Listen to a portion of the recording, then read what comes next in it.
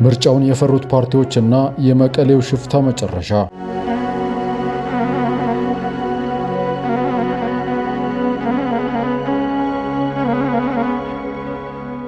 ሰላም ለሁላችሁ ይሁን። ዛሬ በኢትዮጵያ ፖለቲካ ላይ እየታዩ ያሉ እውነታዎችንና ቁልፍ ለውጦችን በትንሹ እንቃኛለን። ሀገራዊ ምርጫው ሲቃረብ የፖለቲካ ፓርቲዎች እንቅስቃሴ አድማሱን እያሰፋ ቢመጣም አንዳንድ አካሄዶች ግን ከዲሞክራሲያዊ ውድድር ይልቅ ወደ ሌላ አቅጣጫ ሲያመሩ ይታያል። በተለይም በትብብር ለኢትዮጵያ ስም የተሰባሰቡ ፓርቲዎች አቅጣጫ ምን ይመስላል? እስቲ እንመልከት። በምርጫ ሂደት ውስጥ ስኬትን መጠበቅ የፖለቲካ ፓርቲዎች መብት ነው። ነገር ግን የምርጫውን አሸናፊነት እንደ ህልም ያዩት በዲሞክራሲያዊ መንገድ ከመንቀሳቀስ ይልቅ እውከትና ብጥብጥን እንደ አማራጭ መውሰድ የፖለቲካ ብስለት ማነስ ነው። በትብብር ለኢትዮጵያ ስር የተሰበሰቡ አካላት በምርጫ መራጮችን ማሳመን ሲሳናቸው፣ በሌላ በኩል ደግሞ ያቀዱት አመፅ ሲከሽፍባቸው መንግስትን ወደ መወንጀል መግባታቸው አዲስ ነገር አይደለም። እውነታው ግን ይህ ነው።